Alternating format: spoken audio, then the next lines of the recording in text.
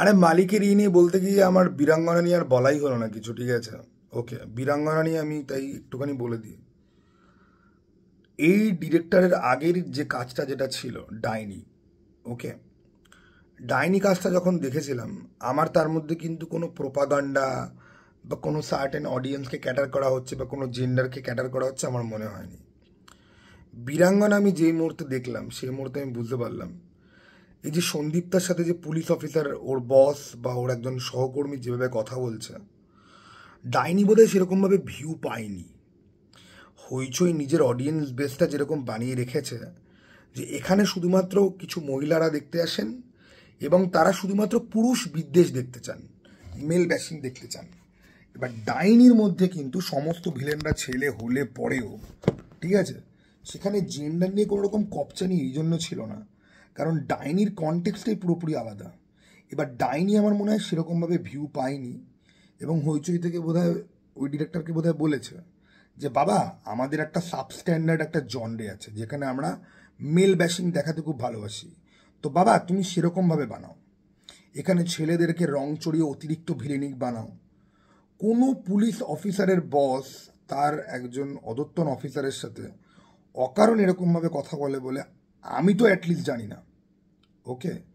বরং আজকাল অফিস টফিস সমস্ত জায়গাতে মহিলা এমপ্লয়ীদের সাথে অনেক বেশি ভদ্রভাবে কথা বলা হয়, তারা যাতে সামহাও অফেন্ডেড ফিল না যাতে করে, ঠিক আছে, তাহলে পরে অন্যরকম প্রবলেম হতে পারে।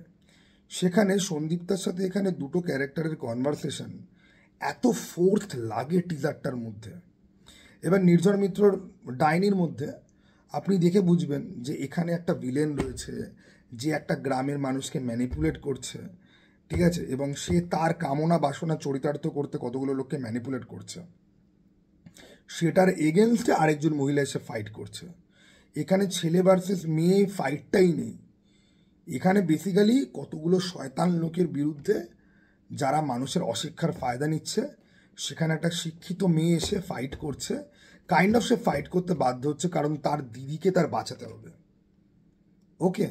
এর মধ্যে কোনো প্রোপাগান্ডা নেই, কোনো এজেন্ডা নেই, কোনো মানে যে মানে চোরাগোপ্তা ছুকলিবাজি নেই, একটা পরিষ্কার নিট অ্যান্ড ক্লিন কাজ।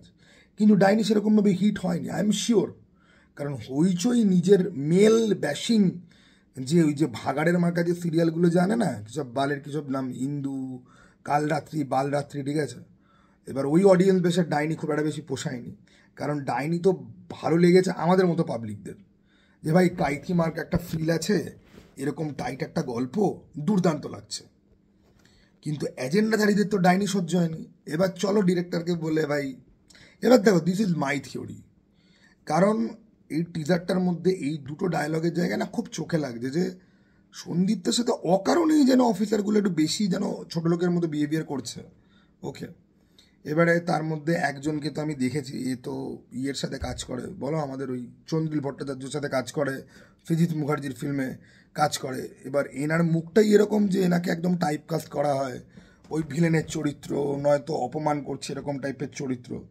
দেবের যে টেক্কা বলে যে ফিল্ম ছিল সেখানেও এই ভদ্রলোক ছিলেন, দেবকে অপমান করার চরিত্র ছিল ওনার। যাই হোক, আরেকজন যে তাকে আমি ইন্দুবালাতে দেখেছিলাম অত্যাচারী হাজব্যান্ডের রোলে, খুব ভালো প্লে করেছিল। দেন স্বপন কুমারের বাদামি হায়নার কবলেতে উনি ছিলেন, ঠিক আছে, তো উনি খুবই ভালো অভিনেতা, ঠিক আছে।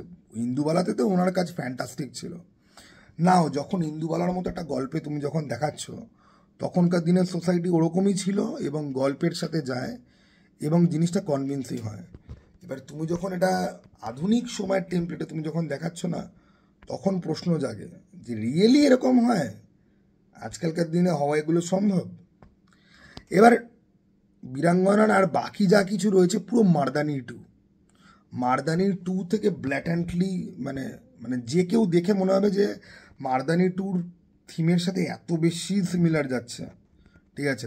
মানে ওই ইনফ্লুয়েন্সারটা কি জানো, লাফটার সেন, ওকে, লাফটার সেনের ক্যারেক্টারটা পুরোপুরি মারদানি টুর ভিলেনের ক্যারেক্টারটার মতো লাগছে, আর একটুখানি অন্যরকম ক্যারেক্টার হতে পারে। সন্দীপদাকে ভালোই লাগছে আমি বলবো, ঠিক আছে। সন্দীপদাকে রিসেন্টলি ভূতপূর্বতে দেখলাম, খুব ভালো ছিল ওর পার্টটা। এবার গোটা টিজারের মধ্যে একটাই জিনিস যেটাকে রেসপেক্ট করা যায়, যে টিজারটার যে ব্যাকগ্রাউন্ড মিউজিক আর এডিটের যে পেসিংটা সেটা পুরো কমার্শিয়াল ফিল্মের মতো। এবং একটা খুব সুন্দর শট আছে যে একটা পার্কিং লট, একটা গ্যারেজের মধ্যে সন্দীপদা কারোর সাথে ফাইটিং করছে। কোরিওগ্রাফিটা বেশ ভালোই দেখতে লাগছে, ডাইনি তো এরকম টাইপেরই ছিল এবং বেশ ভালো ছিল, ঠিক আছে, হইচইয়ের ওয়েব সিরিজের তুলনায় বেশ ভালো। এবার ও একটা লোককে টেক ডাউন করবে, ঘুরিয়ে টেক ডাউন করবে, ঠিক আছে। তো ওখানে ক্যামেরাটাও পুরো 180 ডিগ্রি বা 360 ডিগ্রি পুরো ঘোরানো হয়েছে। ওকে, তো ওই শটটা আমার বেশ ভাল লেগেছে। পুরো জিনিসটার যেরকমভাবে এডিটিং করেছে, যেই পেসে এডিট হয়েছে, ব্যাকগ্রাউন্ড মিউজিক, প্রেজেন্টেশন, এগুলো আমার ভাল লেগেছে। পারফরমেন্স যাকে যেরকম চরিত্র দিয়েছে টিজারের মধ্যে দেখে ঠিকঠাকই লাগছে, কিন্তু লেখাগুলো খুব অতিরঞ্জিত। ডায়ালগটা দেখে পুরো মনে হয় যে ওই মেল ব্যাশিং জিনিসটাকে একদম ফোর্স ফিড করতে হবে, নাহলে পরে হইচইয়ের মহিলা দর্শকরা দেখতে পছন্দ করবেন না, যারা মেল ব্যাশিং দেখতে খুব ভালোবাসেন।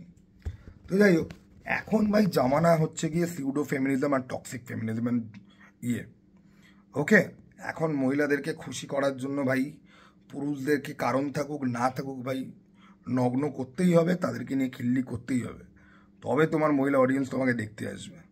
ওকে, তো এরকম টাইপের কাজবাজ নিয়ে আমি আগে যতটা চিৎকার করতাম, এখন আমি চিৎকার করাটা যথেষ্ট কমিয়ে দিচ্ছি, because this is the new norm here. Okay, এতদিন টক্সিক ম্যাসকুলিনিটির অত্যাচার আমরা দেখে এসেছি, ঠিক আছে, প্যাট্রিয়ার্কি, এবার ম্যাট্রিয়ার্কিটা দেখতে হবে। ওকে, তারপরে লাখ লাখ বছর বাদে গিয়ে পরের যে জেনারেশন তারা বলবে যে লাখ লাখ বছর ধরে তো পুরুষদের ওপর অত্যাচার হয়ে এসছে। ওকে, যেটা আমরা এখন বলি যে লাখ লাখ বছর ধরে তো মহিলাদের ওপর অত্যাচার হয়ে এসছে। এবার এই ভাটের ওয়েব সিরিজ না, যাই হোক, ওকে, ওয়েব সিরিজ কেমন হবে তো কে জানে। ওকে, আমি র্যাশনালি একদম সামনে রাখলাম যা যা ভালো যা যা খারাপ সমস্ত কিছু দেখবো কি না আমি সত্যি বলছি আমি জানি না। ডাইনি দেখে আমার অনেক বেশি নিট অ্যান্ড ক্লিন লেগেছিল, ডাইনি আমি দেখেছিলাম and I was waiting for it. এবং আমি মিমি চক্রবর্তীর একজন ফ্যান, সন্দীপ্তর আমি কোনো ফ্যান ট্যান তো নই, তবে ডাইনির যে পরিচালক নির্ঝর মিত্র তার কাজের প্যাটার্ন আমার ভাল লেগেছিল এবং আমার বীরাঙ্গনা নিয়ে এক্সপেকটেশন ছিল, কিন্তু দেন শুরুতেই এই দুটো জিনিস দেখে আমি একটুখানি টার্নড অফ হয়ে গেছি কাইন্ড অফ। সেটা আমার কথাবার্তা তো খুব এভিডেন্ট একটা জিনিস। তো এই হচ্ছে কি ব্যাপার, তোমাদের কার কীরকম লাগলো কমেন্ট বক্স খোলা আছে, অবশ্যই জানাতে পারো। চলো টাটা বাই, আবার যেন দেখা পাই।